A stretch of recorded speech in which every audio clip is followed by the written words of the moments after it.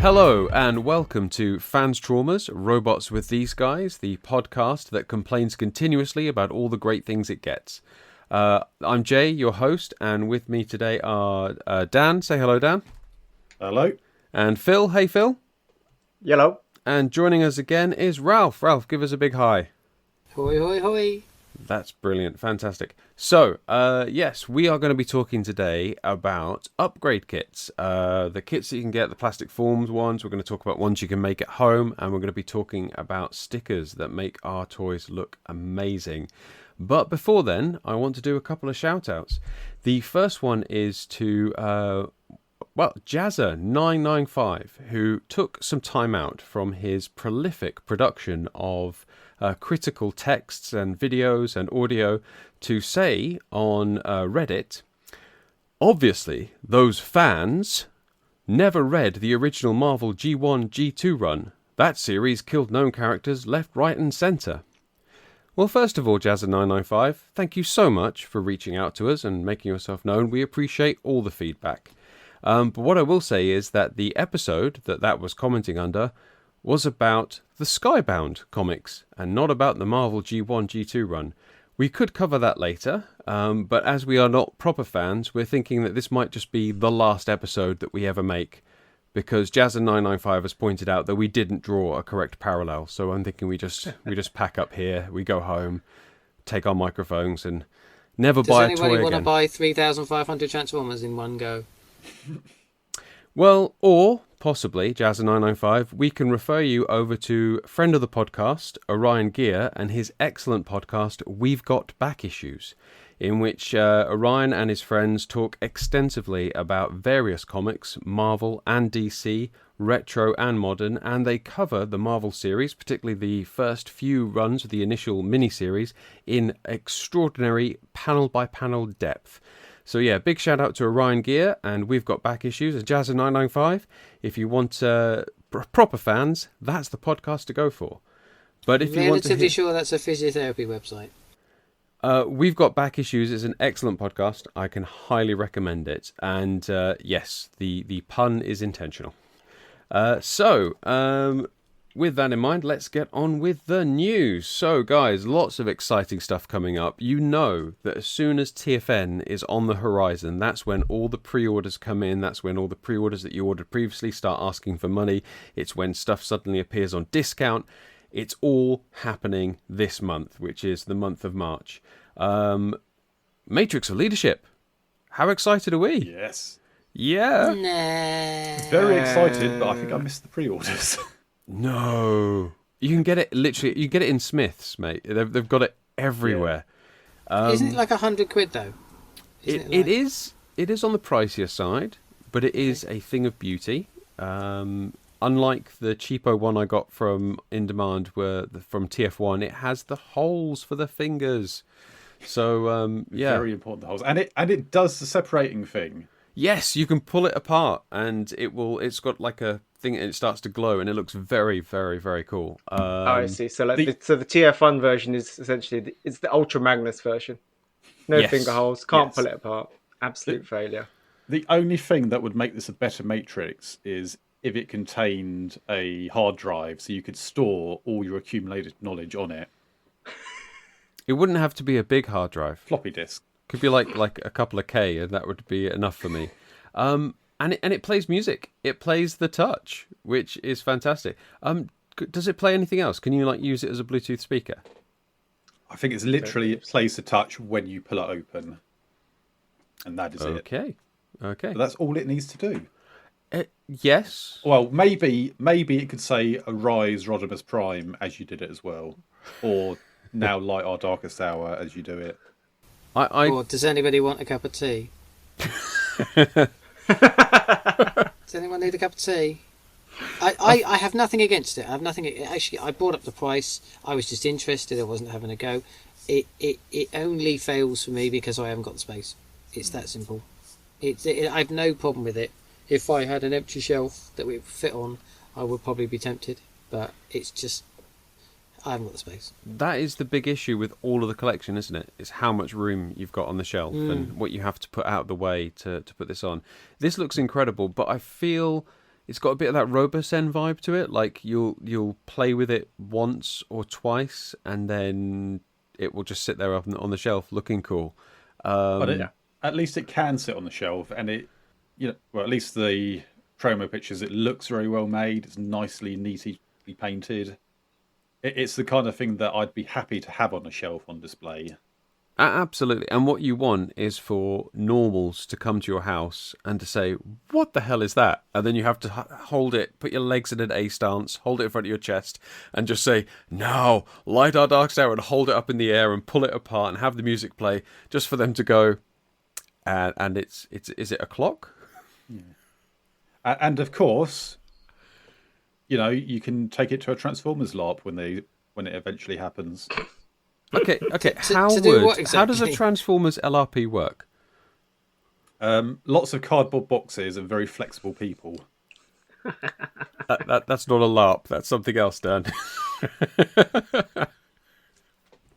Help! I tried to turn into a truck and now I've got cramp. Can somebody please get me out of here? Get the stick. Get the big stick. It's a special stick. Yeah, the Matrix looks amazing, and if you can get it, like the pre-orders sold out in a lot of places really quickly, but it is everywhere. Zavvi have got it up, Smiths have got it up as coming in.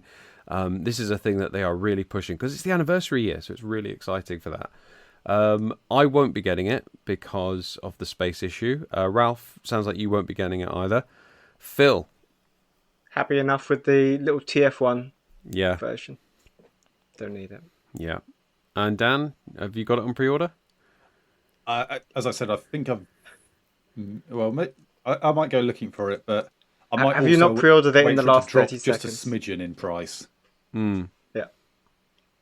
And if anything else, I think it also needs like a chunky chain, so you can wear it around your neck as well and pretend to be Galvatron. Oh, Galvatron style. You can just go to Homebase and buy chains, Jay. As advertised by Chuck D. Oh, so it is a clock. How do you know where to buy chains, Dan? No, don't answer that. I don't. Okay, so other news. I am super excited for this one. They have released photographs of the new Thundercracker from Transformers 1. Now, you guys know how much I love Transformers 1. There was a bit coming out of that cinema where I think I stupidly said, I think it's better than Transformers the movie, in as much as it was a better plot. I mean, Transformers the movie is still number one, I think, but I love Transformers 1. I wish it had done better. And I think we're going to get cancelled again. Well, yeah, it's due. It's due. But the Studio Series Thundercracker looks incredible, and I will definitely be getting one of these to go with my Starscream that I already have. You guys seen these photos? I've got to say, I liked Starscream's design in the film, and didn't think it translated well to a toy. Thundercracker just looks really. I don't know if it's like the slightly metallic shades on him and the kind of more tucked in chest and things, but he looks so much better when they're the same, basically the same mold. Just so I can use a sentence that cannot be misconstrued in any way, shape, or form, I do like the undercarriage. But other than that, I mentioned this earlier on. I haven't bought a range of Seekers since the classics, and I haven't bought another Seeker since then, apart from Tetrajets. I do like, though, and I respect them for doing it, and this is the first time I'm going to say this of twice this evening, I respect the fact that it does look a bit different. I think the actual design of it's quite fun, although it looks like Ravage. No, not Ravage. It looks like Laserbeak. But actually I like the fact that they've done something different with it, and actually I think the way that they've put the guns and the legs underneath actually looks okay. So, but yeah, I'm not planning on replacing Seekers, so, but I give them due. Looks a bit different.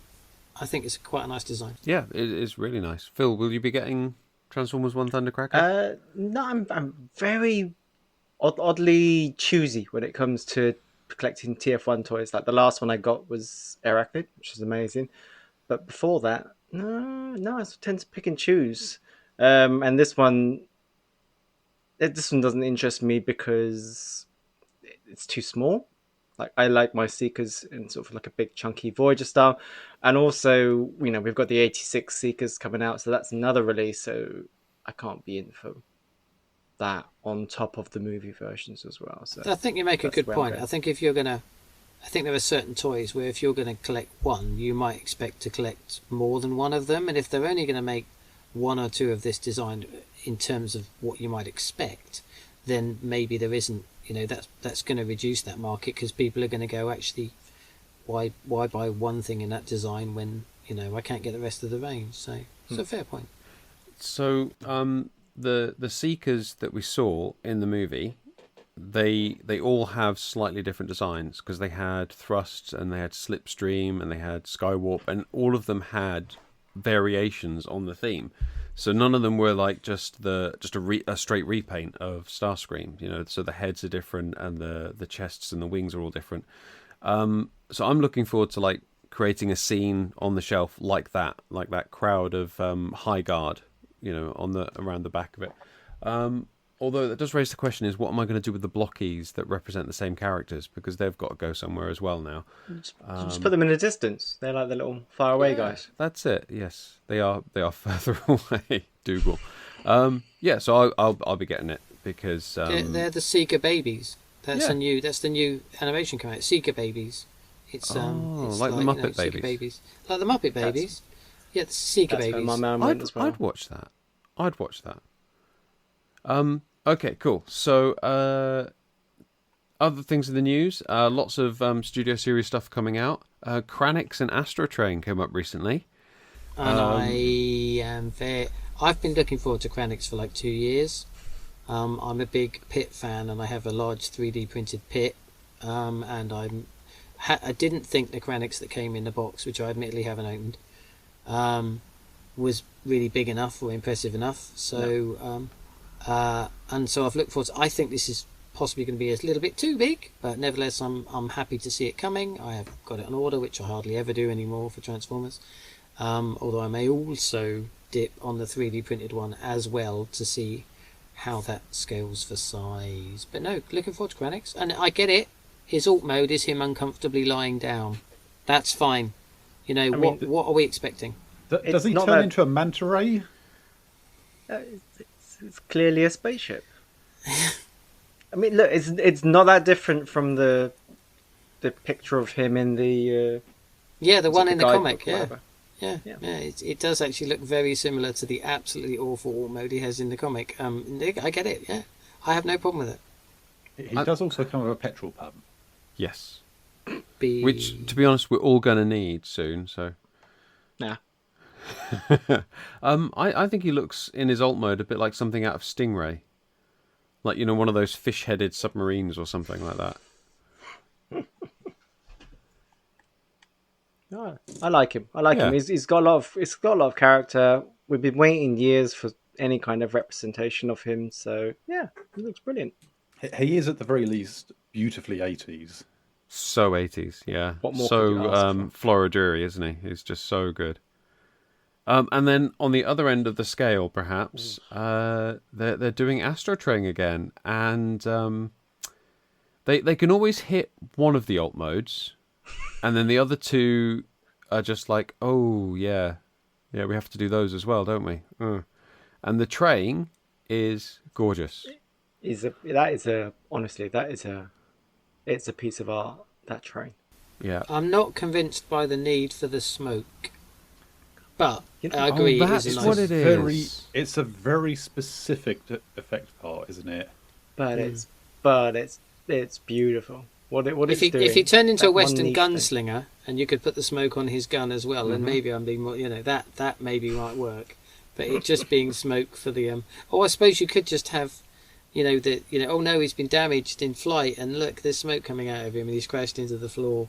I was just surprised by it, to be honest. It just seemed like a really weird accessory part. I've got an Astro Train. I've got the TR one. I don't need another one. Oh, I love the TR one. It's very different. So like the robot mode.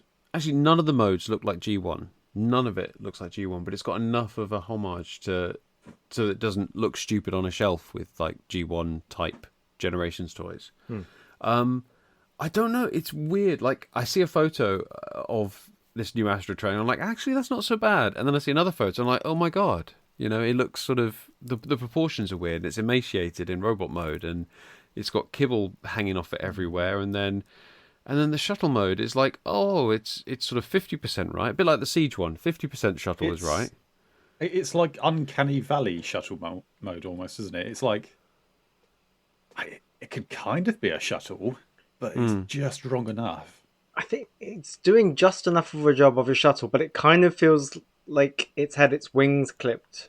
Like that tail fin is more of like a nubbin, really. I think it's slightly too short and slightly too skinny. Yeah, I'd agree. Yeah. That you But can see. I would say it's doing a better job of the alt modes. I mean, obviously the train's amazing, but actually the shuttle compared to Siege is also better, I would say.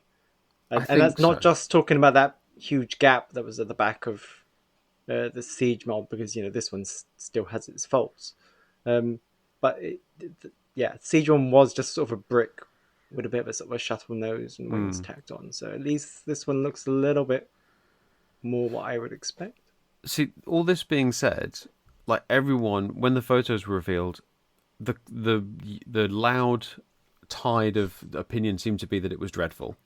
Like, people were so annoyed with it. Why couldn't they do this? What's with the leg kibble? The backpack's huge. It's stupidly skinny. It's mistransformed in the photos. All of those comments came out. And then 6 o'clock on that day, it went up for pre-order. And 6:01, it wasn't available anymore. It just disappeared. Like, everywhere ran out of stock. So that's how you have to really show how much you don't like a product, by buying it and then just angrily shaking it and pulling it on your shelf. Angrily transforming it back and forth and going, I'm not enjoying this. Yeah, and then just hope the vibes reach Hasbro somehow through osmosis. I'm really hoping. Go on, Dan. Yeah.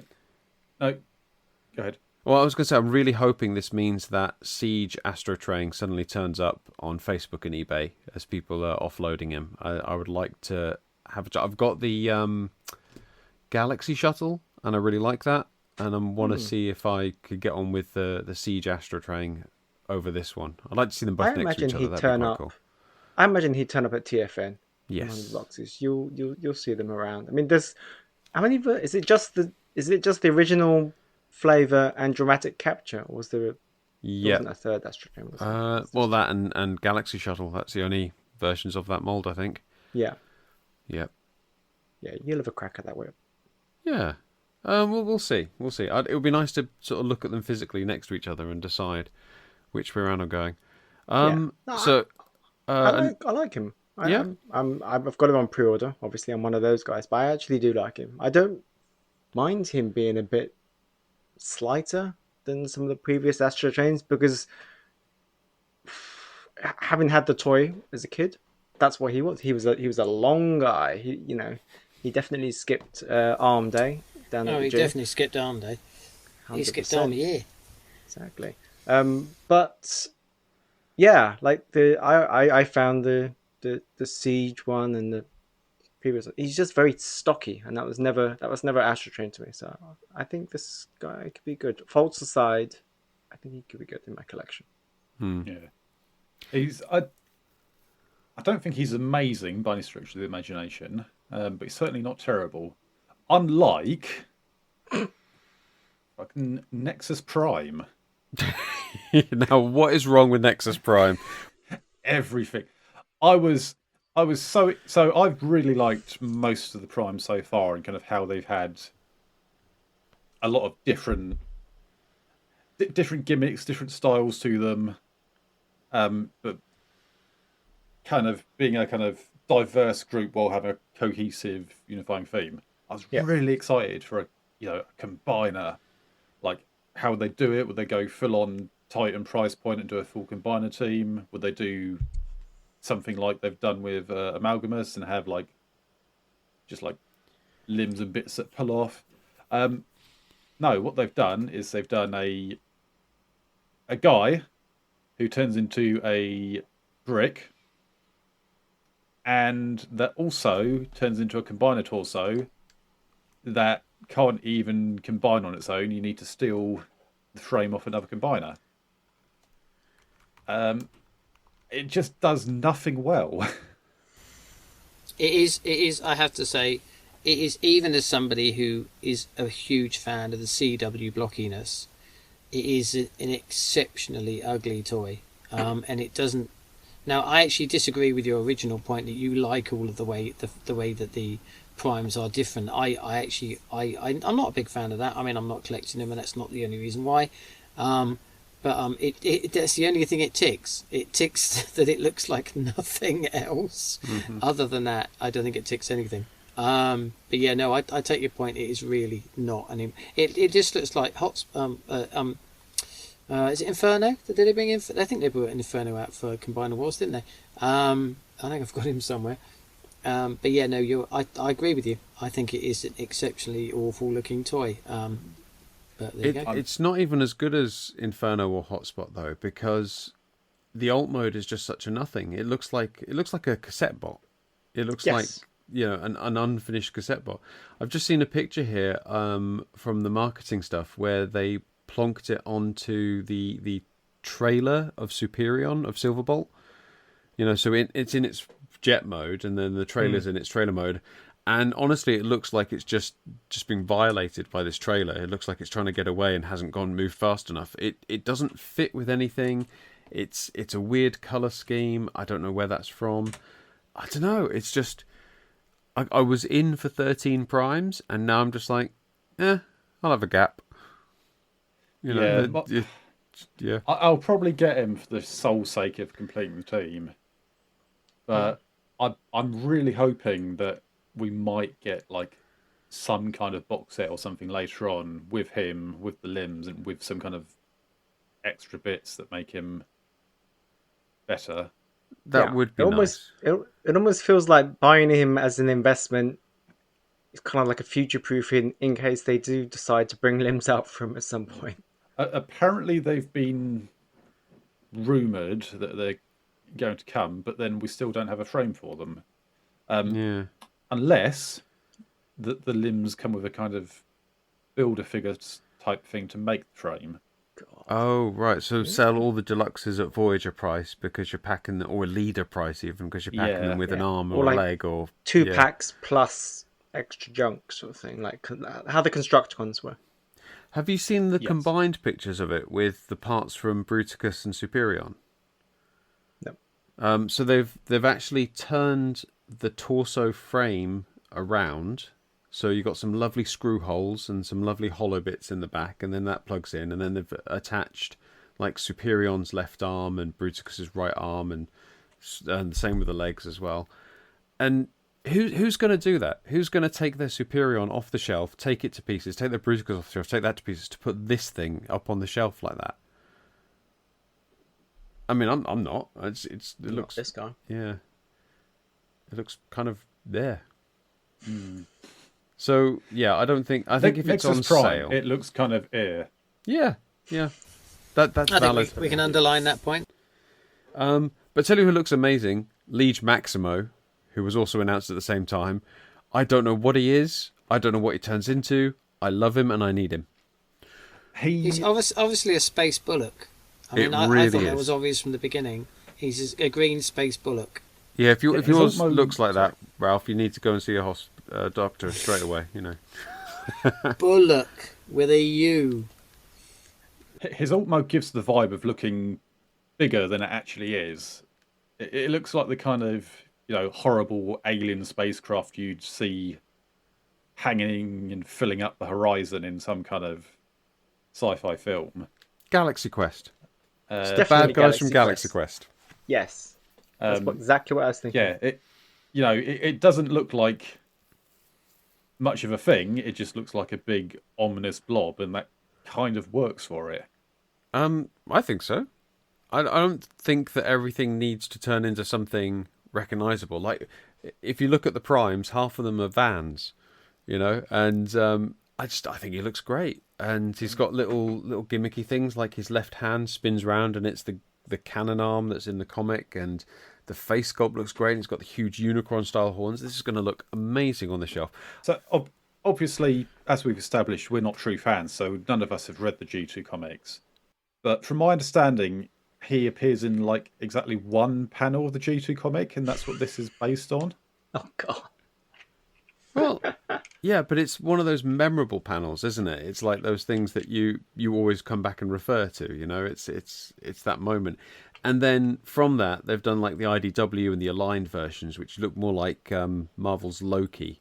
Yeah, which is what I was expecting to get. And to be honest, I kind of do like this design a bit more.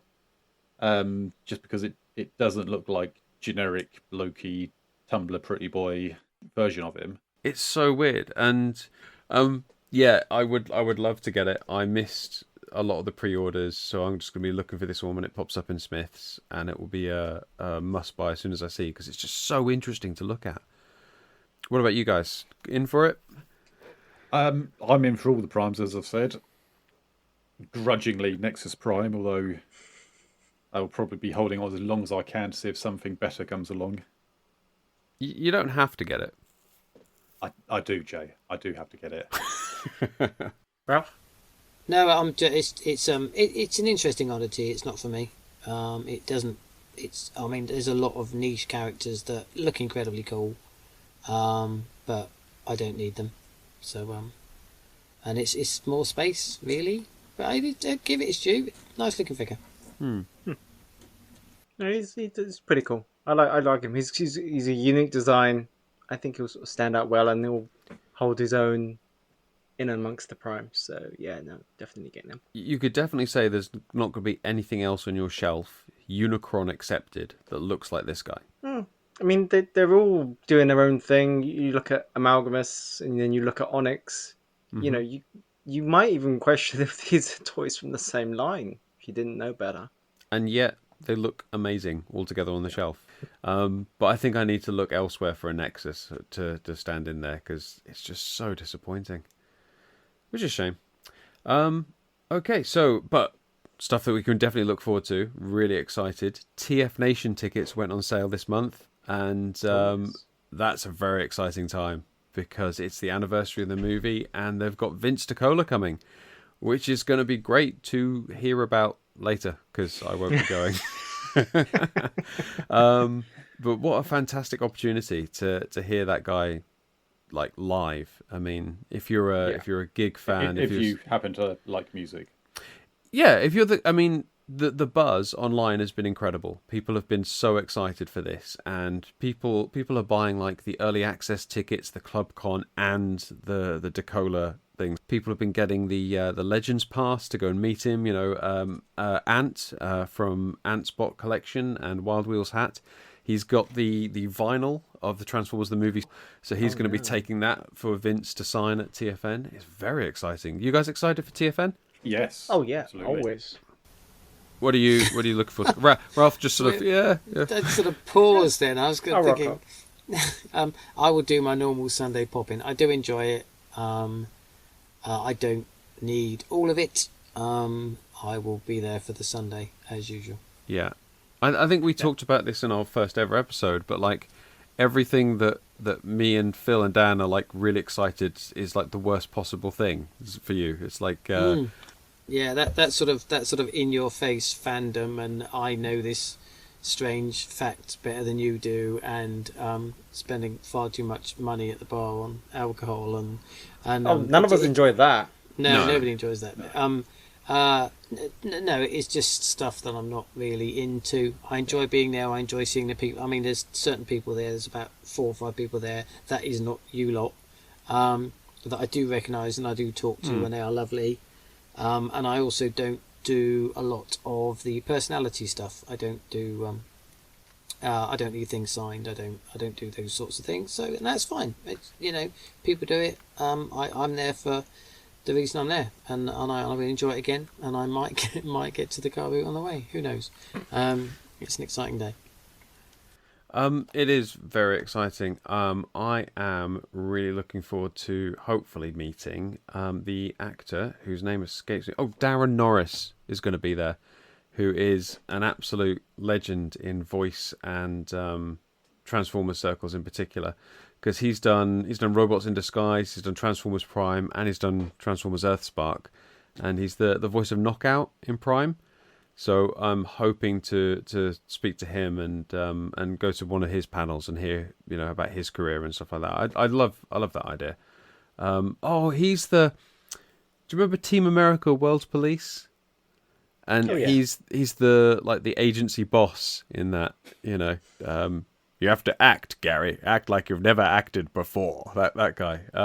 So yeah, I'm really looking forward to hearing that guy and telling some stories and stuff. Yeah. What are you looking forward to, Dan? What's exciting you about TFN? Just robots and hanging out with people, really, as normal. I'll be honest, I haven't actually looked at the guests yet. I tend to just look at what the actual panels are going to be and go from there. Okay, cool. And Phil? Oh yeah, I mean, I'm the opposite end of the spectrum to Ralph. I'm all in. I was thinking, I did question the whole Vince Dakota concert thing on top of everything else we're doing, and I was like, look, I'm just going to put the album on, see how I feel at the end of the album, and if I feel excited about it, then I'll get the tickets, and I did. Surprise, surprise. So I'm looking forward to the concert, and then the other main thing, obviously, apart from the tremendous people that we have hung out with over the past couple of years, it's going to be the dealer hall again. Mm-hmm. That is just such a dumpster diving.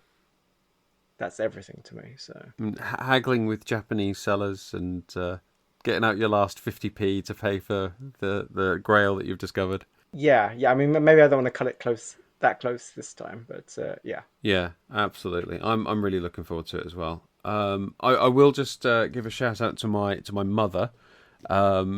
I was at my parents' house when the tickets went up for sale, and so I was debating out loud, with my wife and my mum, what tickets I would get and whether I wanted to go to the concert or not.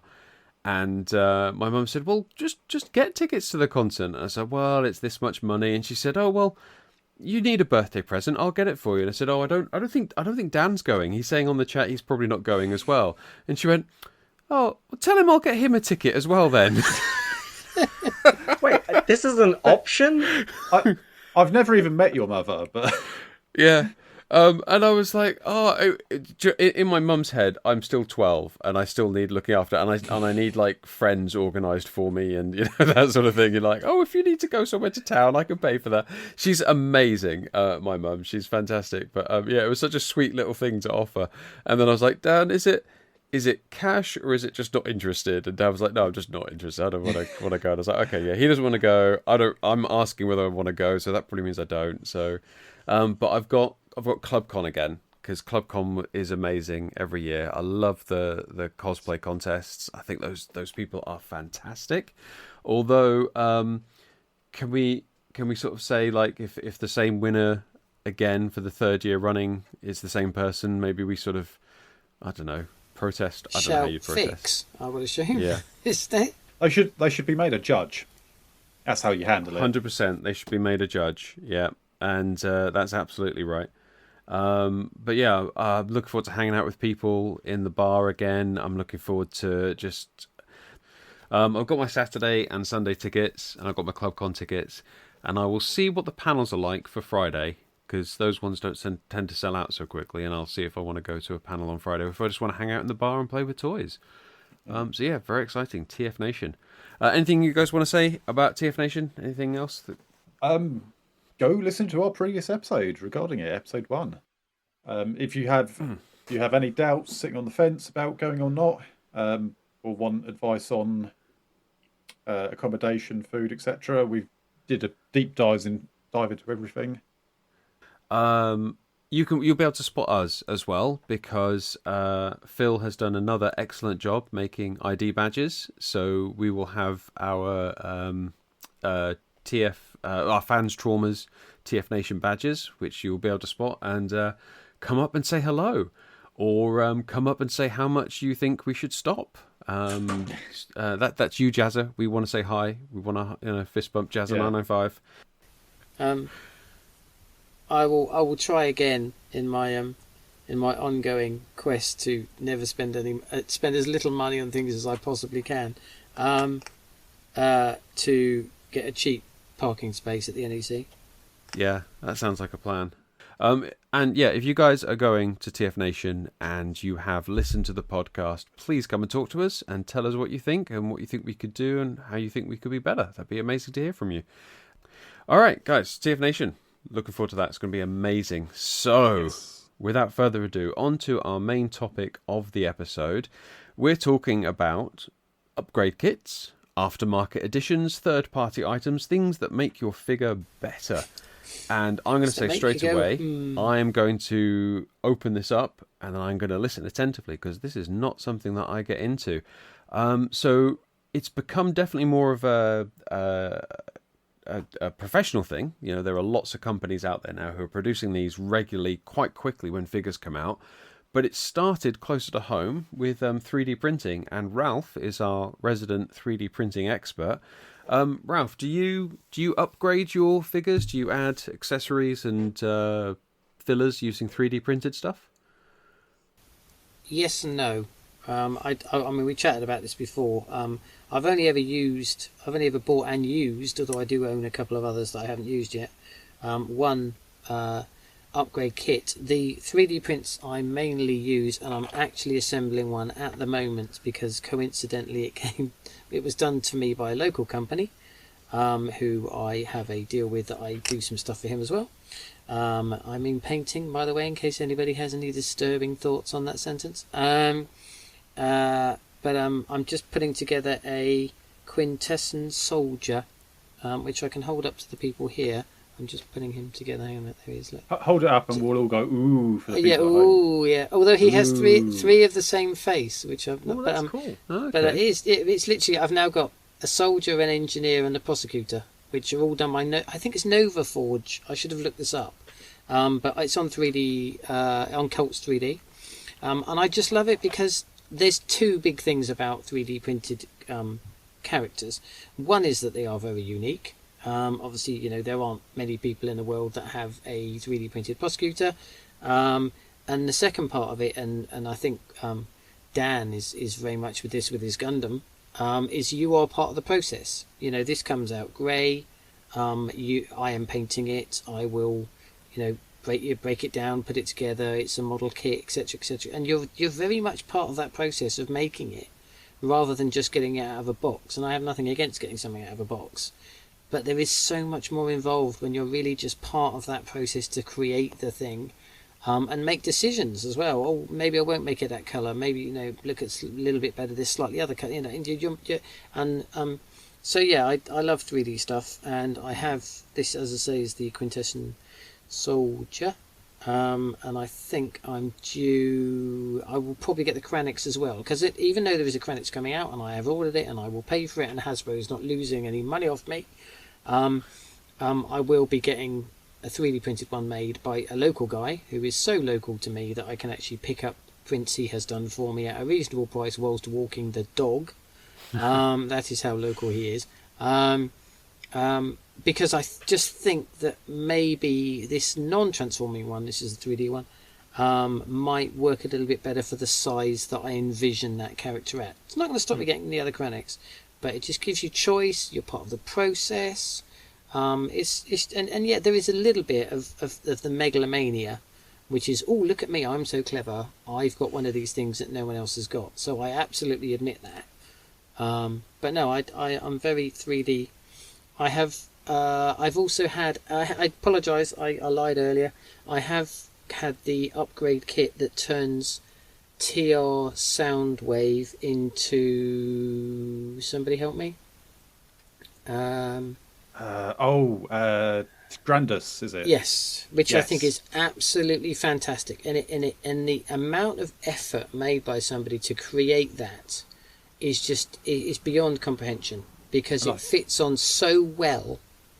And actually, the only problem with it, obviously, is it's not nowhere near big enough, but it just looks incredible. So that actually is not quick. I would recommend, and you start to learn the people who have your designers, you know, and you know that you can trust a designer, and it fits brilliantly. So yes, that's, apologies, I'd forgotten about that. That is the other side of the coin. You can get some stuff to adapt, and I had two of them anyway. So you know, and it doesn't destroy the figure. You do have to take some bits off, but you could put them back on if you felt like it. But no, I'm big 3D fan.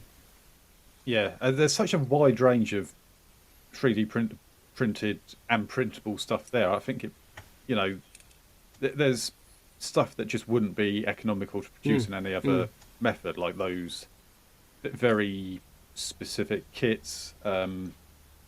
Spare parts for G1 figures or any other figure for that matter. I saw somebody yesterday that I've not seen before. A French designer, I believe, from the language on his website, who's done most of the human characters. Akira is one of them. Apparently, she's in something. But there's just a load of human characters. It looks to me as if they might be a little bit big for most displays. But credit to them, people are turning out, as you say, things that you would never get elsewhere because they are just too niche to be printed 100,000 times by in a factory by Hasbro. So yeah, I mean I've got so I had a 3D printer of my own for a little bit until it died a death, but I've just looking online, I've got in a foot for Primus that I never would have found the original part anywhere. You can get like bits that are just like a little hinge that's snapped off of someone, printed up. In some cases, no one's going to really make these or have spares on hand, and it kind of breathes new life into a lot of second-hand figures. And in some cases, there's inherent design, not a flaw. There's inherent designs that will all break the same way. G1 Shockwave's crotch. Somebody help me out here. It's Trigger. The Trigger. There you go. Yeah. So unless you buy another G1 Shockwave for 90 quid from somebody just to take the crotch apart, whatever, those sorts of things they're just incredible to be able to sort of get someone to generate one of those for you without having to buy the whole figure again is incredible. I'm picking bits off the sprue here, which I talked to. Yeah, I mean, I don't dabble in it very much myself, but you helped me out, Ralph, because I picked up a relatively inexpensive Cybertron Primus from TFNation, and it was missing its Omega Lock, the whole thing for transforming it. And you helped me out with a fantastic replica. And I'll be honest, I was concerned, because it's 3D printed, that it wouldn't be up to the stress of going into that home, pushing the parts that it needs to push, because they were quite old, they were quite stiff, and it's been brilliant. It's been absolutely fantastic. And it means I had the same concerns, and that was a £5. He charged me a £5 for that. Wow! And you can't argue with that, can you? No, absolutely not. No, it's fantastic. I mean, I've had it for this long. It still needs some paint, but it's really nice, and it means that the figure is more or less complete now. So yeah, really pleased with that. So thank you. The only issue I have, I mean, you've got a great deal, Ralph, with your guy where you're doing work for him and he's doing prints for you. The issue is getting hold of it if you haven't got a printer yourself. It's like the runs. I looked at getting G1 Broadside, like his accessories and bits and pieces, and there wasn't enough in that run for them to, and they said it doesn't meet the minimum order. So I'd have to order like 3 axes for him and 4, wing missiles and stuff like that, which I don't need. I seem to recall someone was going to print those for you. Yeah, as a one-off, and then didn't. Yeah, something about their printer broke or something, and yeah. Who are we not calling out? I'm apologies to anybody that's ever read anything I've ever written, because I've said this before on various media. My suggestion in that regard is to find a local 3D printer either on Marketplace that is literally in your town, or with myself I found quite a lot of them at boot sales and local fairs, and just say to them, look, would you mind printing something for me? And you will either be lucky and they will do it and it will be fantastic and it will be cheap, or you will be unlucky and they'll say, no, I don't want to do it, or they would maybe charge you a bit more than you expect them to. But local printers, as long as they've got the STL that you can provide them a link from the website, will do things for you, and I would recommend finding somebody local to you, because literally you can build up a relationship with them, which is what I've done. Yeah. Or if you want to print a lot of stuff and have a couple of £100 to spare, get your own. You will become the most obnoxious person you know overnight, though. What is that? Because of the fumes? Is that a side effect of the fumes? It's just a side effect of owning a 3D printer. I mean, I've considered it, but the whole point is that if you want to print a piece for Soundwave this week, then you're going to be using blue. If you want to print a piece for Primus next week, you're going to be using white. If you want a piece for part of it's just the colours. I'm thinking, well, why bother? Because if I've got somebody with a reasonably large company that will do it, he's got all the colours. I haven't got to spend 30 quid every time getting a different colour of what's it called? Thing. Can't remember the name. I think it's incredible that we live in an age where you can replace toy parts, and you can either do it yourself or somebody local can do it. And these parts aren't available anymore. The accessories and the missing pieces and stuff. I think that's absolutely incredible. Phil, do you have any 3D printing experience? Anything that you've got 3D printed? No, not personally, but just looking at what I've got. So one of the things I got not that long ago was from our friends at Shins of the Wreckers. Oh, yes. Good old Ash. He posted up that he had like some extra sets of the. I'm showing this on screen. This is basically the State Games kind of set. Yes. For 86 so Megatrons. nice. That's his big gold shield and his axe from that one Transformers annual. And again, like you guys were saying, it's such a small little niche thing. Like no company's going to be producing, thousands of these out there. It's sort of mass production. But if you can get one person who's willing to, do these things, and he was just like, oh, I've got a couple of these sets going. Anyone want them? I'll give them a quick buff and a paint. Brilliant, in for it. And now I have this very niche, but like something which is quite special to me, really. So yeah. That's a really nice kit. I was looking at that.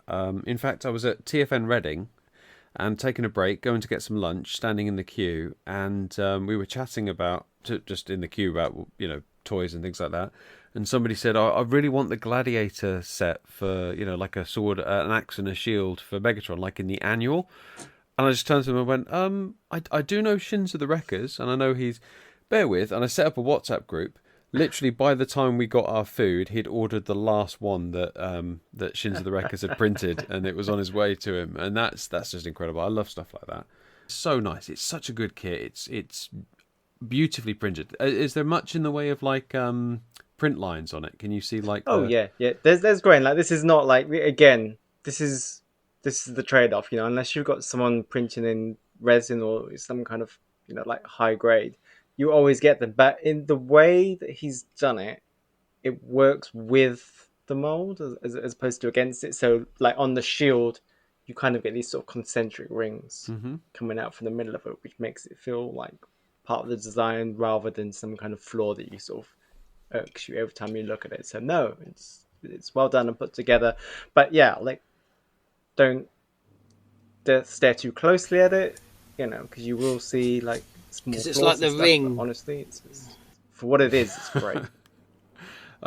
So guys, if you have needs, because I know they also do like G1 accessory parts, they'll do spoilers, guns, bits and pieces that you're missing. Shins of the Wreckers are amazing. They often, I don't think they're doing it this year, but they sometimes have a stand at TFN as well. But you can find them at TFNation. You can find them online. They're absolutely fantastic. Great guys. Yeah, absolutely. So from 3D printed to just regular printed, toy hacks or other sticker labels are also available. But if people not really. Well, no, I have seen some. Mint Palmer, cosplayer at TFN, friend of the podcast. They had uncut Thunderclash stickers that they were doing. I've got some. I don't own a Thunderclash, but I've got some uncut Thunderclash stickers because they were handing them out at TFN. The way you're saying that sounds like it's a code for drugs. Yes. It's uncut. Pure as the driven snow. Yeah, one sheet no of yellow uncut Thunderclash. Yeah, but so Toy Hacks is obviously the big one, and if you don't know out there, toyhacks.com is a website you go to, and they have got hundreds of different designs where you can get, like, you can make your Generations toy look like the G1 toy, or you can make your toy look like a different toy because you can add these stickers to it. I only have two sets because I got a cheap Optimus Prime on Facebook Marketplace, a G1 Optimus Prime, and he needed replacement stickers. And they had an offer on for Solus Prime from Age of the Primes. And that was a proper Viking rune set for her in both modes. And it was on offer, so I thought, I'll grab that. And do you know what? They're amazing. The difference they make to a toy is phenomenal. They really do. Yeah. So I've been steadily doing all my primes with them because I think they could do the extra fanciness. And I've actually got Onyx Prime here, who you can see he's gone from very plain and brown to having kind of metallic silver highlights. Kind of half the brown's kind of gone to more of a copper with like Cybertronian sigils and bits like that. And he's gone from kind of a very plain covered robot having a whole lot of extra detail. He's got like wing membranes even on the back now. Gorgeous. The upshot is it took me about 4 days to do all those because there was just so many. And they are a time investment to do. Bit like Ralph's comment on the 3D printing. I like it because I feel like I get more time invested in my toys and actually interacting with them, and kind of turns it into a bit more of a hobby. But you know, for someone who doesn't have the time and patience, it might not be the thing. Yeah, no, I definitely agree on that. But I actually do have a small pile, a modest pile of Toy Hack stickers where I bought them for a figure, and then I'm like, oh my god, there's so many stickers here. Like, I need to set time aside. I need to book an appointment just so I can sort of sit down and do these things, a couple of hours. Definitely have to buy them in little batches. But and they are great fun to put on. As Ralph mentioned, I do a lot of Gundam kits, and they come with stickers for detailing. But the Toy Hack stickers are such nice quality that they are normally a pleasure to put on. You can still tear them and cock them up if you're ham-fisted. But they are made of very kind of nice, quite thick stock. And they stick incredibly well. Like, you won't get them peeling unless you actually catch them on something. Yeah, they're super high quality. And actually, for certain stickers where they're either like known to catch or to rub, sometimes they're pretty good about including duplicates as well. Which is, I think, is amazing. And they also do like specialist ones with kind of like raised surface details.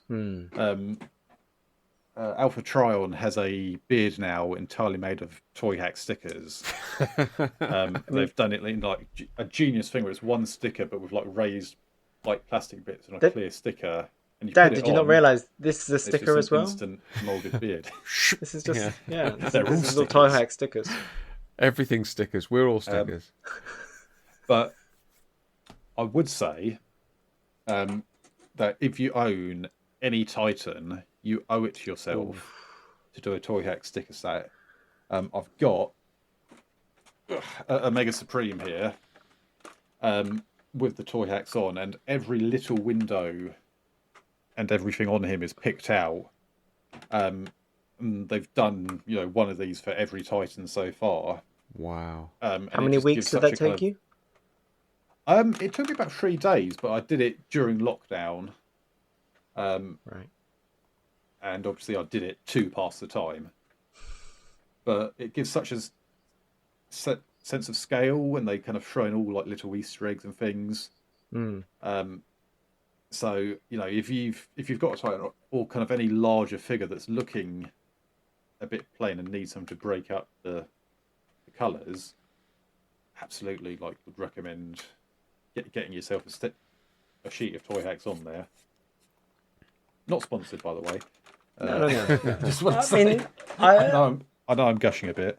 I really wanted to. I was looking for what Toy Hacks would release for Star Optimus Prime, that Titan, because he does, like, I don't know. Unlike some of the other Titans, the plainness really shows up on certain parts of it, and it just, I don't know. I just wasn't sold on what they produced this time around. I was hoping that they'd be able to sort of pick out some cool detail, but it just sometimes they're a little wide of the mark. I think doing toy hacks on a few figures now has really helped me appreciate kind of all the little intricate details that are actually on them. Because you do need to get in kind of quite close and personal. They really kind of pick out all those little bits that Hasbro just don't have the paid budget to get at. Yeah. Sometimes I don't know. Sometimes it goes the other way. Like sometimes I see what Toy Hacks are doing, and I think, oh, these are really nice bits of details that they picked out. And other times I'm kind of like, I feel like you're just sort of just stickering over like actual details that are there. And obviously this is not for everyone, but I'd be kind of like, well, if I just added like a splash of silver paint or something, those details would pop, and I wouldn't actually lose like the molding that's kind of gone into that. You're not wrong. Also, I do feel like there are certain toys that don't need them. As I say, I'm doing all my primes, but the majority of toys in the kind of deluxe Voyager scale, I don't think they add enough.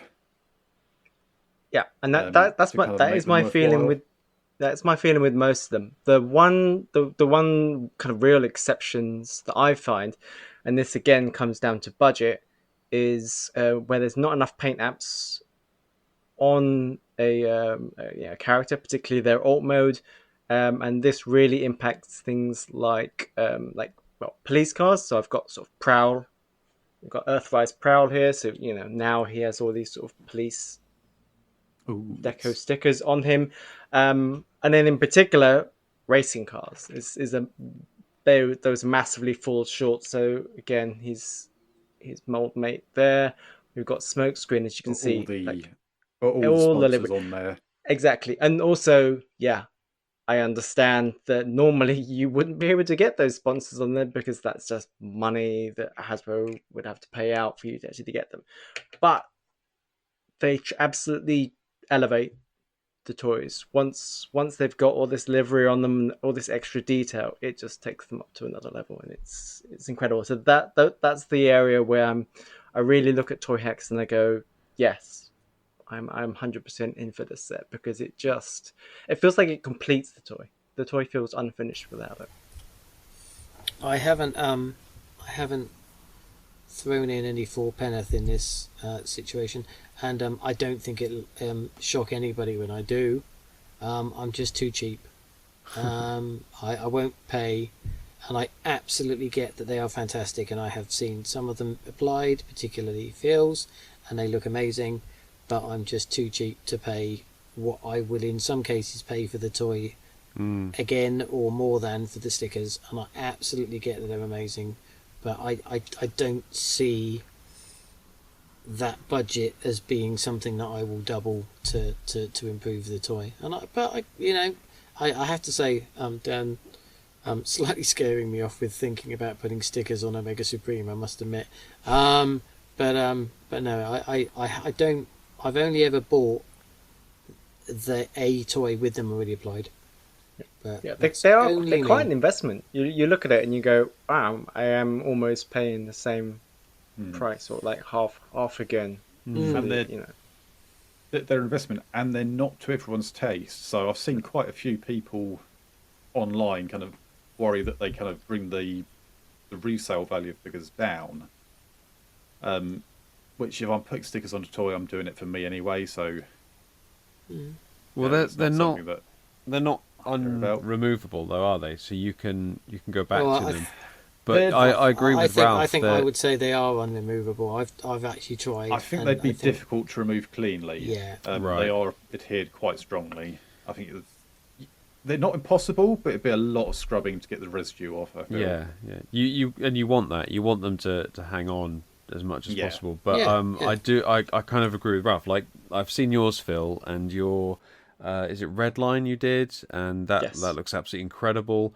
And that's a toy you can't get, but you've made it. And the John Player on Oh yeah. Dark Dragstrip. Fantastic livery, but we're talking about like because Ralph and I we try and buy cheap where we can, so like it's in some cases it is the same price or more as the toy. And I was looking at the deluxe ones; it's like three-quarters the price of the toy again, and it's a lot for that for what it is that you get, but it's how you see the end result, and whether it's like that is made a significant thing, or that really improves it for me. I was looking at the ones for the new Soundwave that make it look like the G1 toy, and it really sort of highlights how plain the original toy is, but also it's meant to be, because it's meant to be the simplified Sunbow G1 thing. Yeah. Toy hacks aren't for everyone, but they regularly do sales. They regularly do discounts and things like that.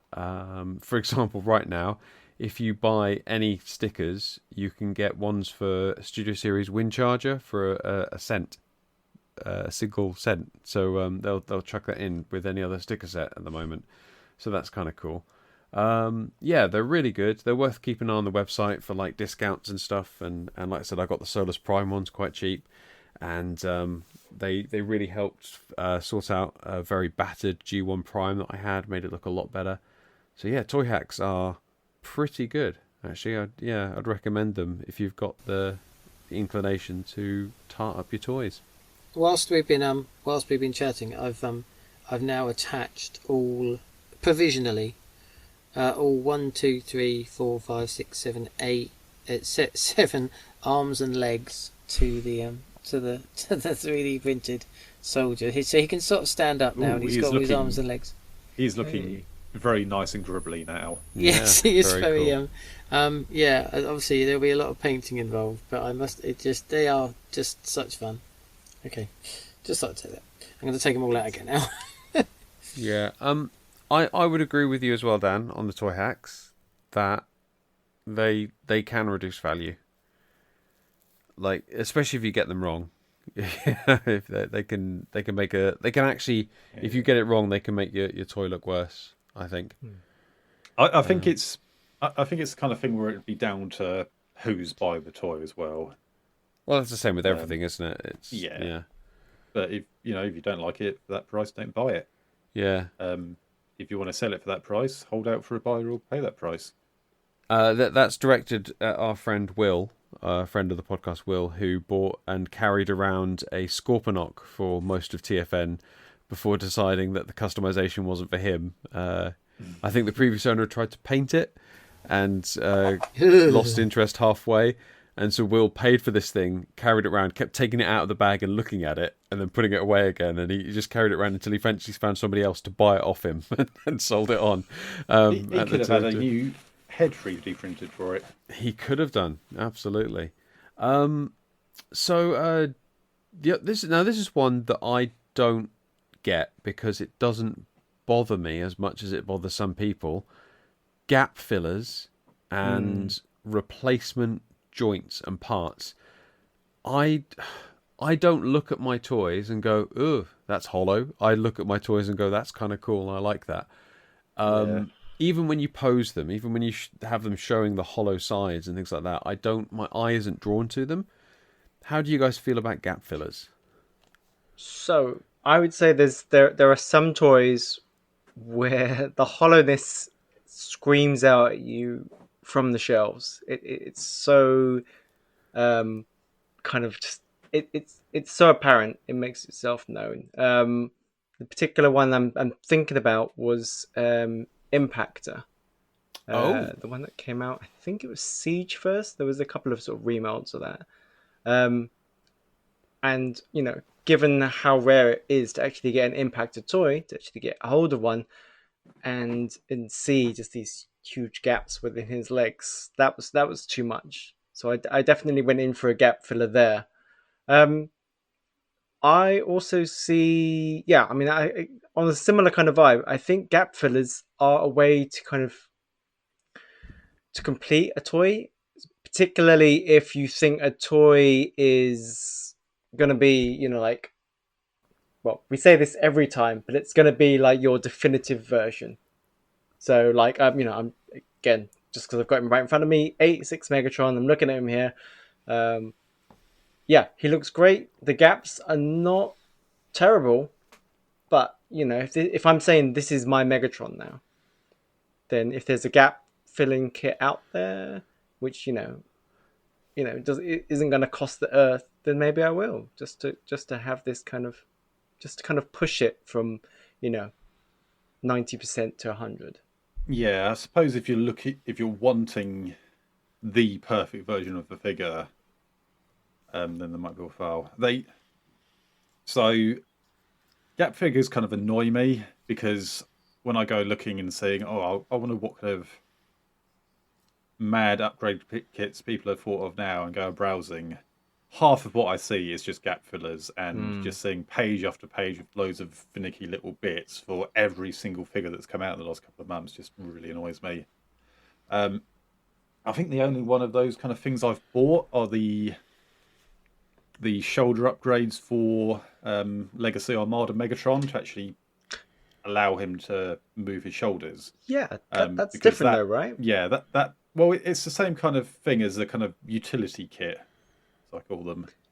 I feel it lands in the same kind of ballpark, but to me that was worthwhile because him not being able to kind of pose correctly was really hampering kind of how he looks on the shelf. It gives him another level of articulation that he otherwise wouldn't have had, as opposed to his elbows looking a bit gappy. Yeah. But and I'm not saying I'd never buy them if there was something where it was just like a great big hole in the middle of the chest or something that really kind of was visible from all angles and just ruined the appearance of the toy, then I might get something for it. Yeah. Again, any examples of that one, Dan? Well, so I actually finished Studio Series Devastator last week. And he does have a very annoying hole just behind the chest plate. Yeah. Which I think there are. The I left think it's part boob. of the DNA kit. Yeah. Do you know I've had that for months, and I didn't notice it until you pointed it out, Dan. So thank you. You're welcome for me ruining it for you. It's at the top on the left, just above the purple shield. Thank you so much for ruining one of my favourite toys. I thought I had the shield on wrong for ages, but no, it's just got that visible hole there. That's okay. We'll post up a link for sort of DNA designs after this. Yeah, because is there a gap filler for Devastator? Yes. There's probably a couple. The DNA one, I think, does a few different things. Yeah, they come up with like lots of sets with trumpets for each of the Constructicons. Extra, I think there's like some extra articulation for long haul, so the legs fold up a bit better. I was a little bit tempted about that one actually. And then just standard gap fillers as well. Oh, and I think actually that is there are where about 6 different kits all in all. I think for but I think that is more where I'm likely to buy gap fillers if they come as a set, which in general adds extra interest to the figure, but also has gap fillers as well. What's the color matching like? They're pretty spot on. I've found most gap filler sets are pretty spot on. So it's not like an Earthrise Sunstreaker situation where you're looking at 4 yellows and that sort of thing. It's no, they've taken the time to get it. It's as close as reasonably possible. I think the only place I've ever been tempted to buy any was at TFN, and that was literally the convenience of picking up a little bag without having to pay the postage or anything like that. And I think I would only ever consider them if I was doing something else to improve that figure. Like they came with a weapon or they came with something particularly. I would never just buy gap fillers, I think. They're pricey though, gap fillers, I find. I mean, they do come down in price eventually. There's one floating around for Earthrise Prime, which is like a backpack that folds narrow for his truck mode, and then it folds out to form like his cartoon jetpack. And that's come down in price because there's loads of people on eBay producing it. But I do find like I look at things like gap fillers, and for what you get, which is like a 10mm wide, 2mm high bit of red plastic to put inside somebody's elbow, the price is sometimes half or three quarters of the price of the toy originally. Just to add in a flap that covers up the hole where the hand goes and that kind of thing. And if that's the kind of thing you like, then more power to you. But often I look at these kits and I think this is just it makes it bulkier, it makes it more awkward. You know what I mean? I think if they're done well, then they can, like I said, they can finish off a character if they're done well. If they're not adding too much extra bulk, and if it's sort of intelligently done, then yeah.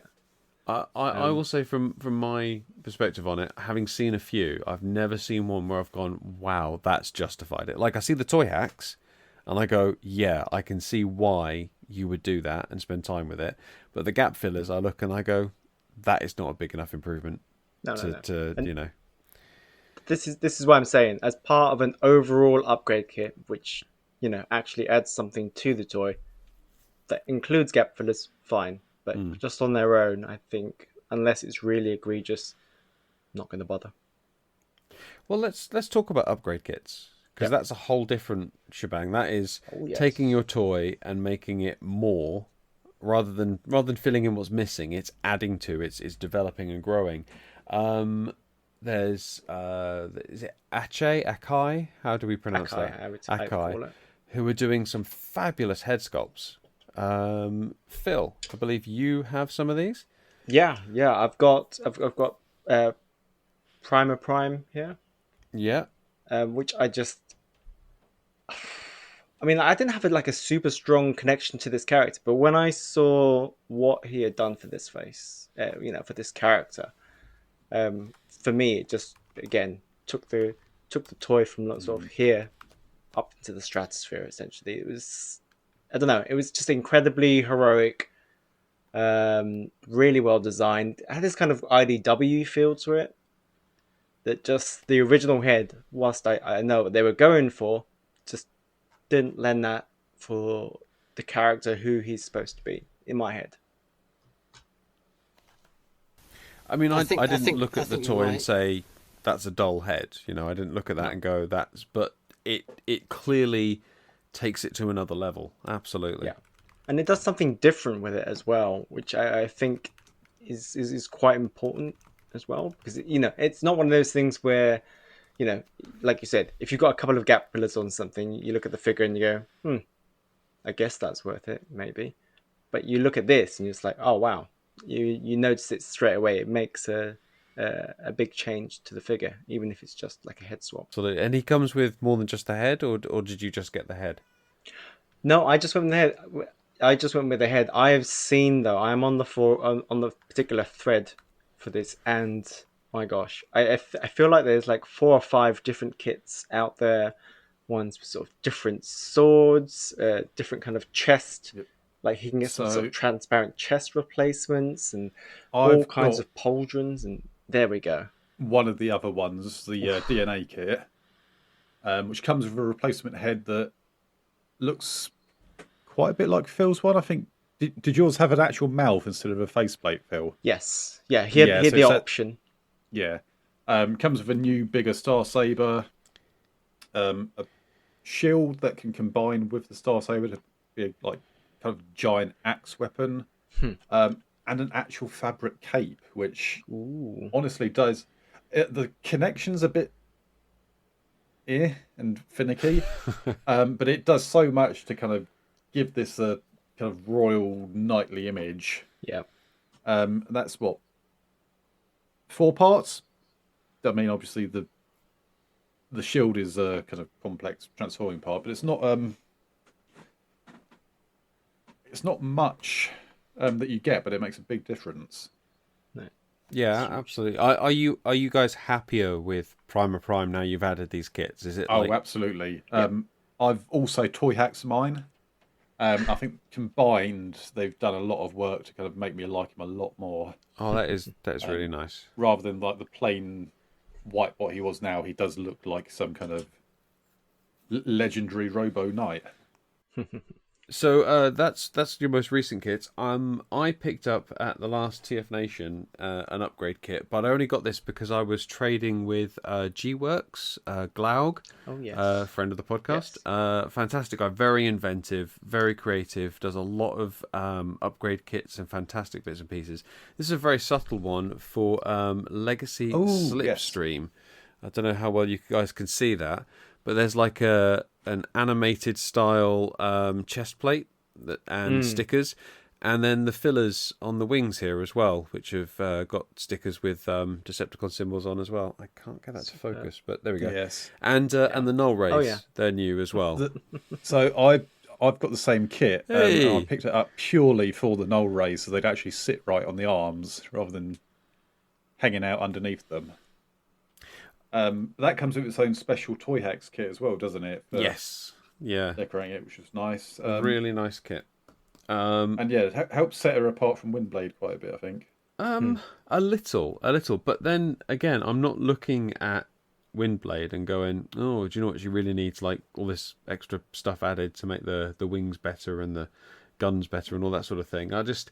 It's nice. Don't get me wrong. The fact that I got to have this is really nice, but it wasn't something I was like, oh, I definitely need that. You know, it's a lovely kit and it does the job fantastically well, and it makes her stand out and makes her different, like you said, to Windblade. But It makes it more like the character, right? Because they are just otherwise they are just sort of repaints or minor remolds of one another.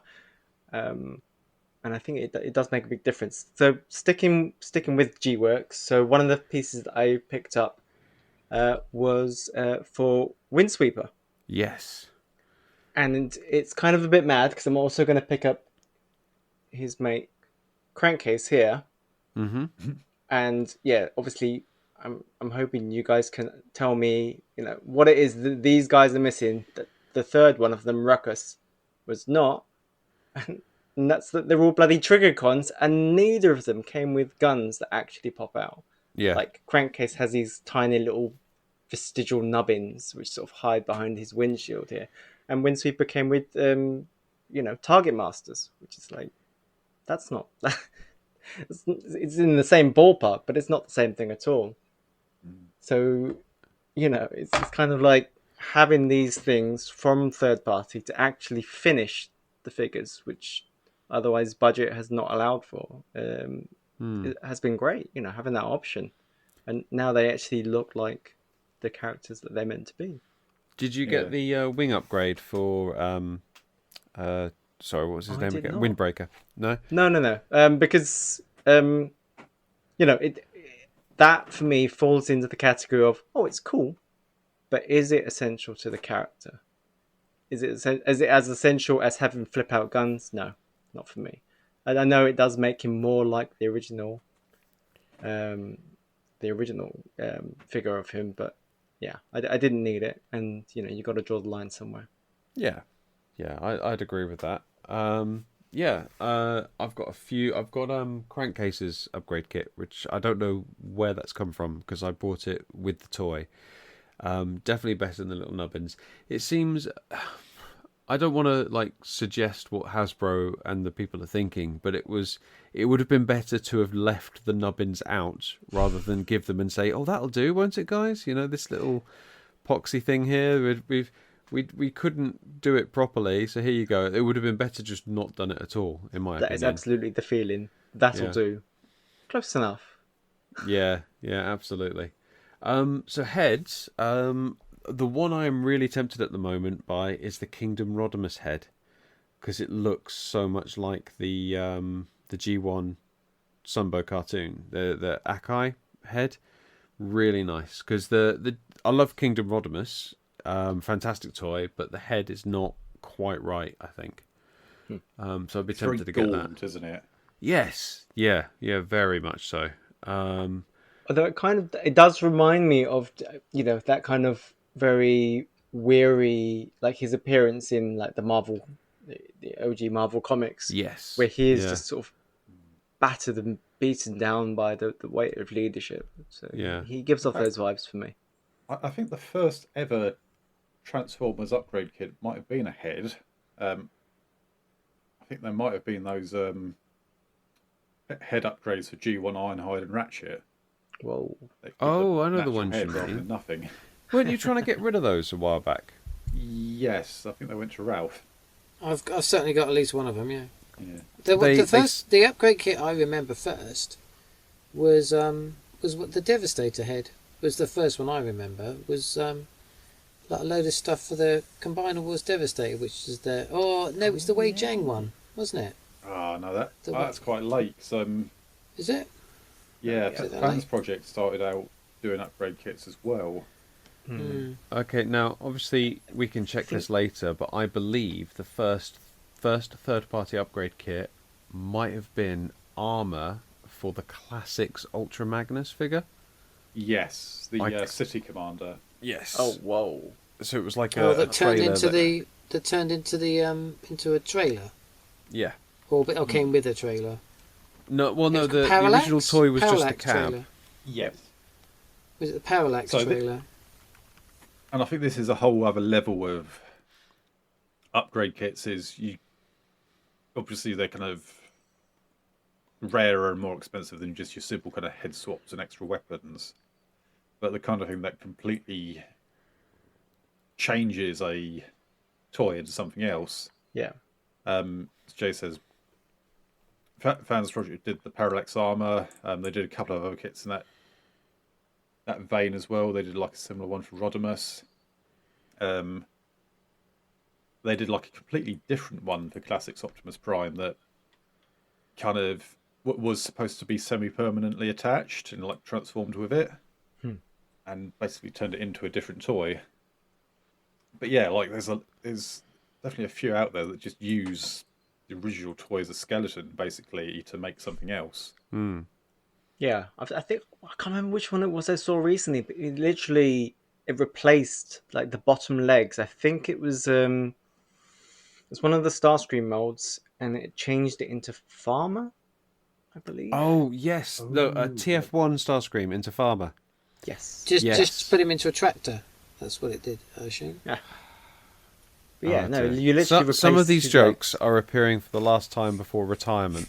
No, it Taken was out back and shot. it was a whole kit. There's like a chainsaw and a new head, and like very little of the original Starscream toy remains. I think for that kit, it's a beautiful kit. It looks absolutely fantastic. I quite like the ones that really sort of that really warp the idea, because I've got what's he called, the replacement CW Motormaster. What's it called? Which basically just replaces the middle of the toy, and you just use the limbs with it. I can't remember for life of me what it's called. Oh, okay. Yeah, it's a three. It's literally the torso of Motormaster. So you just add all the rest of it on. For the life of me, I can't remember his name.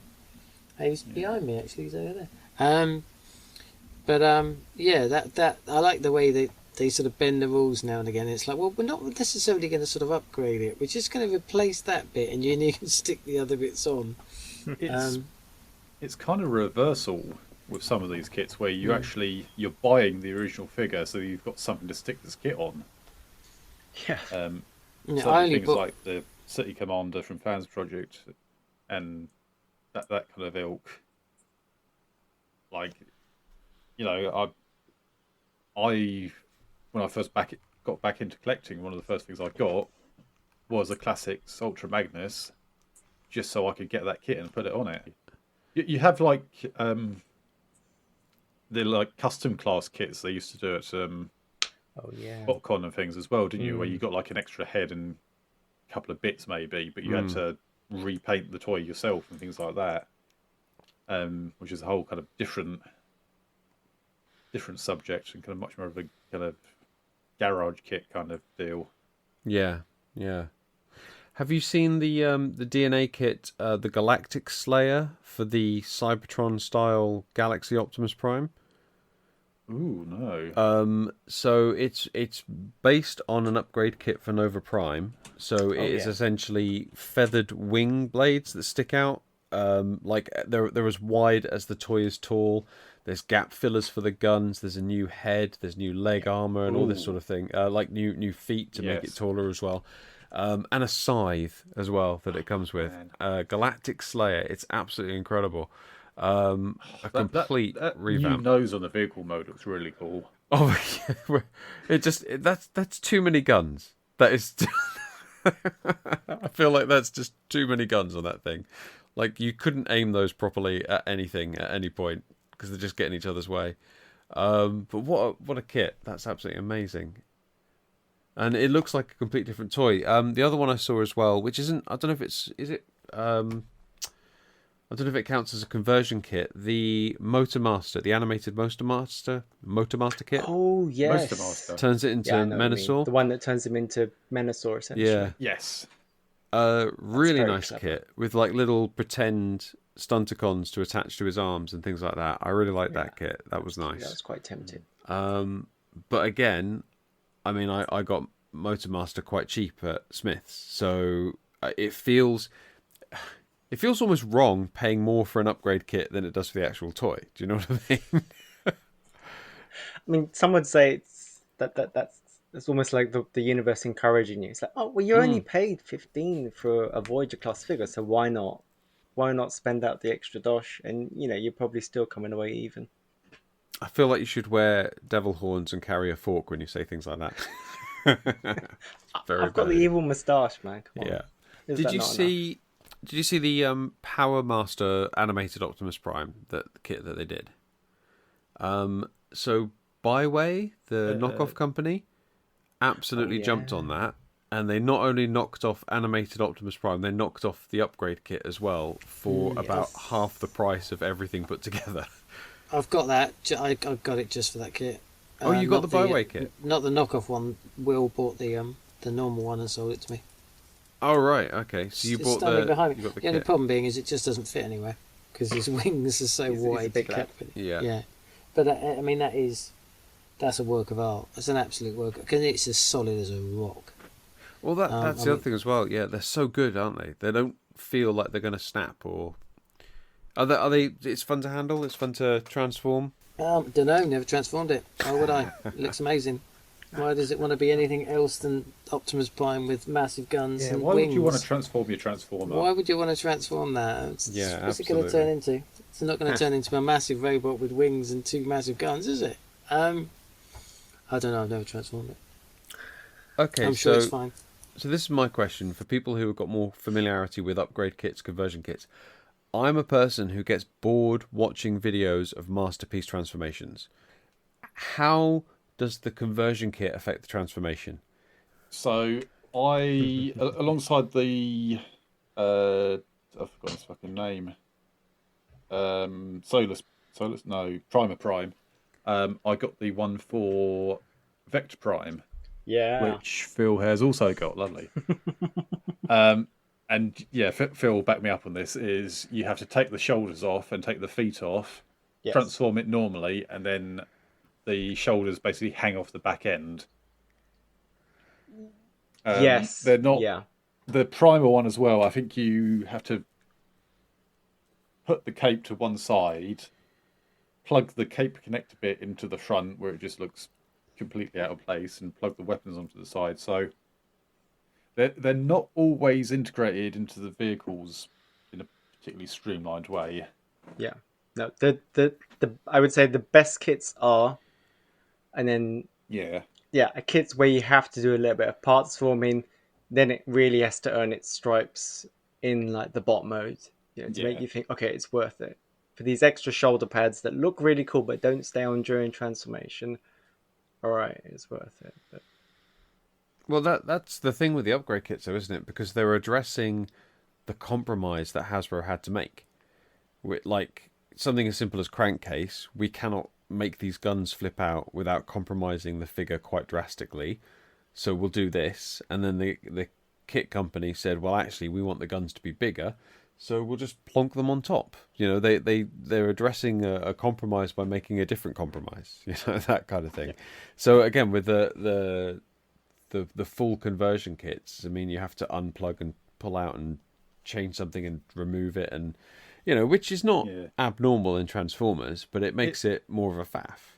It definitely depends on the kit, though. I've seen ones that transform completely perfectly alongside the thing they're attached to. Yeah. Um, Yeah.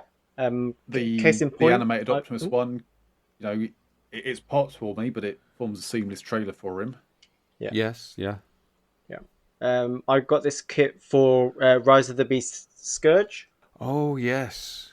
So this one not only came with, so this is like extra bits of armor which sort of clip onto his leg, which yes, do include some gap fillers, but actually make his legs look a lot more solid.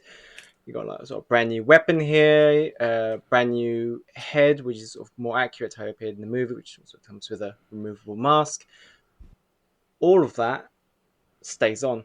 You can transform him, no problems at all. There's no issues. There's no wow. need to remove anything. Oh yeah, new claw as well, new posable claw.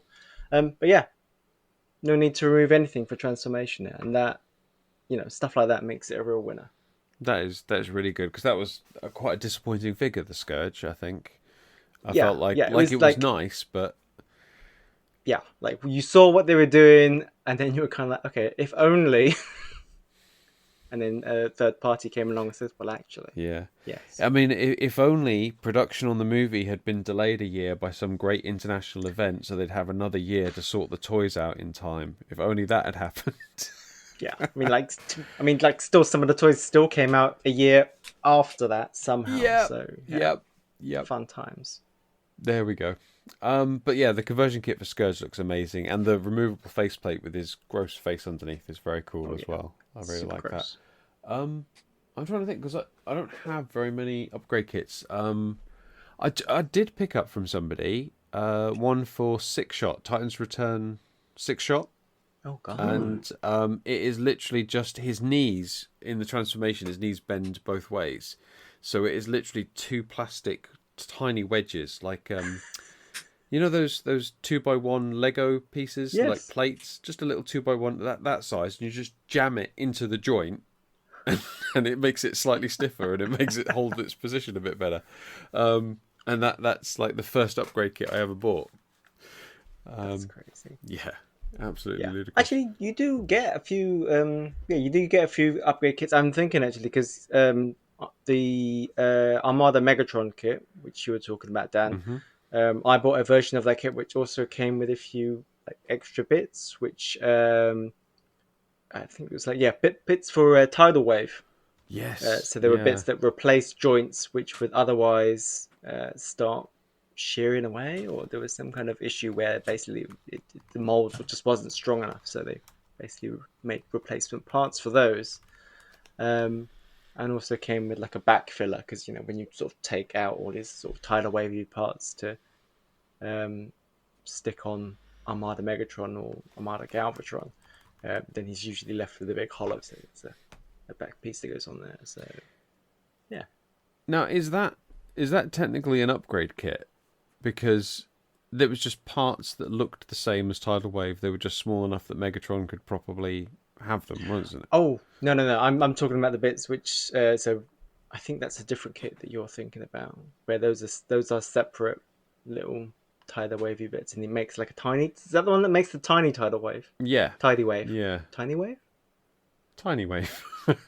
Teeny wave. Yeah.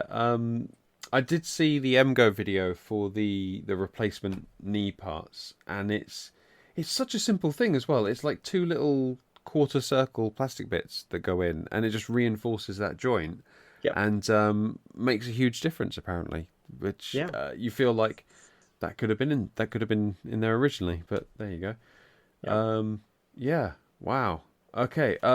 Any other recommended kits, guys? So we've looked at Primer, we've looked at Vector Prime. Any other recommended kits that you have seen or have experienced? I can recommend one that I missed out on. I would recommend it to me if I could actually get it. So basically, this is we've got 86 Megatron is out. We spoke about this sort of arm fillers and and I do have a kit on the way now, which I'll come back to in a second actually, because one of the things I saw quite recently was a kit which turns 86 Megatron into something close to resembling his G1 toy. So it comes with like a replacement sort of like a chrome chest with the swirls on. The head is much much more like his G1 toy. There's other little accessories. There's kind of stickers that go on the inside of his legs to give him that sort of red, and you kind of got sort of this kind of sort of tech detail in there, kind of toy hack style. It was a bloody expensive kit, which is probably the only saving grace. The shop I was buying on AliExpress basically said that they sent it out. The parcel arrived with some other bits and pieces. Parcel was incomplete. The kit wasn't in there, and they just sort of shrugged and said, "Well, the seller, the supplier is no longer producing these, so have your money back." Which is, like I said, probably the only silver lining here. So now, I have the Megatron I was waving at the screen earlier on. This is actually a KO. This is the KO of the 86 Really? Megatron. The idea of buying this guy was so that I could upgrade him with this G1 Megatron kit, which I now cannot get hold of for love nor a significant amount of money, which is disappointing. So, as a sort of slight fallback plan, I've got the kit from. Is it? I think I'm going to say it's DNA. It might not be DNA. It's the one that comes. So you've got like a couple of different facial expressions, so you can sort of recreate scenes from the movie, but also comes with like a brand new fusion cannon, which is better proportioned, which is one of the things that people have called out about 86 megs, and among a few other assorted bits and pieces. I think he comes with like a mace as well, I want to say. Okay. So a few kind of useful bits just to kind of, again, complete the figure. That's where I've kind of gone down. I did see another thing, which thankfully they sold us separate to this massive bundle, which was the kit to turn him into the Skybound Comics gun version. Oh yes, yeah, yeah. The big handle, a big old handle that you just plug into the back of his tank mode. And ta-da! He's a gun, guys. In as much as Shockwave transforms into a submarine. Yes, yeah. That's an interesting idea. That kit. I'm just looking at the G1 toy upgrade. It's magnificent. Is that stickers or is that replacement parts? It's replacement parts. That's amazing. It's so chrome. It's incredible. So beautiful. I really wish I saw it. I said that is bloody expensive. Let me think on it for a little bit. And I thought on it a little bit too long because they sold out. Wow, since January. That's insane. But somebody else will pick that up. That's too good to leave on the table. Somebody else is going to run with that, I think. I would hope. That is really nice. Definitely worth buying a knockoff Megatron to make that with. That's fantastic. Yeah. If I might close out on something which, I don't know, kind of, it feels like it falls slightly somewhere between an upgrade kit and then just, I don't know, a completely different thing, but because I have him here. So basically, I'm going to bring this up. So this is a knockoff of 86. 86 Optimus. This is the, I wouldn't say MD005 Catchy, right? And basically this retails for about 50 quid. So, obviously until recently, the original official toy, you're looking way above that, but it has now dropped down to about sort of 50 quid, which is great. But this also comes with a whole bunch of accessories. So, you get these kind of Starscream wings and intakes and the head, which is not on there right now.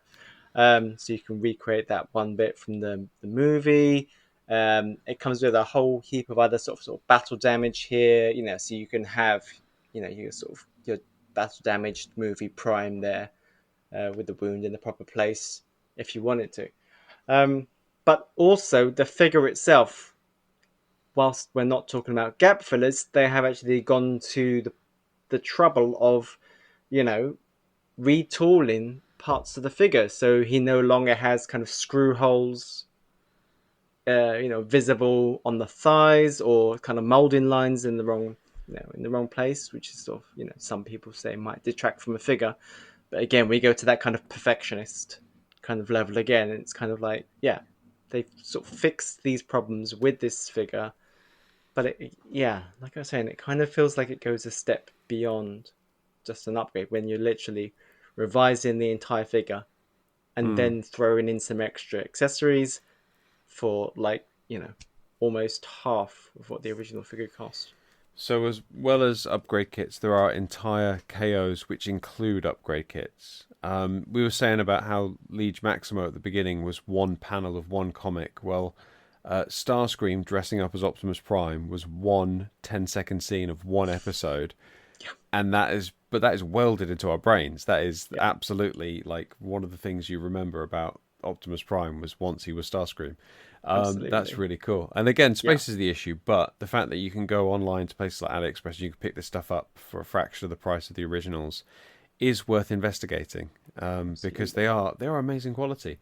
So I think that just about wraps it up on upgrade kits. They are excellent. I personally will be looking a bit more into them, and I will be hounding Ralph for advice and guidance on getting the best out of my toys. And I will be looking at Toy Hacks again. I've got new old person glasses, so I should be able to do the up close stuff again better now that I'm getting a little bit longer in the tooth. Thank you very much, guys, for that fantastic chat. And thank you very much out there for listening to us, both of you. We do appreciate it. If you want to reach out to us, we are fanstraumas@gmail.com. Just want to say thank you very much to Ralph. Ralph, are you on the socials? Can you be found anywhere? I'm Braddock. I've always been Braddock. It's I will sign things off occasionally with Braddock stroke Ralph. But yeah, I'm just Mr. Braddock on TFW, and I'm generally the one that everybody thinks, look, what rubbish has he found this week? And that's absolutely fine for that to be my reputation. Yeah, but we love it too. I love it when you put a post on TFW. Thank you very much, Ralph, for joining us. Appreciate it. Dan, do you want to be found on the socials? I don't want to be found on the socials, but you can find me on TFW and Rabbit773. You might very rarely see me posting in the Diaclone thread. And Phil, you are big on the socials because your Instagram feed, if we don't mind bigging that up a little bit, where can you be found on Insta and other socials? So you'll find me on Insta at SourceSmithCo, which is also my go-to name on TFW as well. That'll be the name to look out for at TFNation. That'll be the name on the badge. Yeah, absolutely. Source Smithco for some of the best photographs you have ever seen, guys. The moody lighting, the incredible use of backdrops and sets is fantastic. And if you want to see things like that and lots of other much more talented people, I'm usually JSpaced or JSpace10 on Instagram, on Blue Sky, and I am often reposting people with way more talent than me, artists and photographers like Phil, and just things out there that are looking incredible, and also complaining bitterly about this thing that we call fandom. So thank you very much, guys. Thank you, Phil and Dan and Ralph. Thank you very much for listening. And remember, every fan has their traumas. Thank you for sharing ours. Goodbye. Good night. Bye.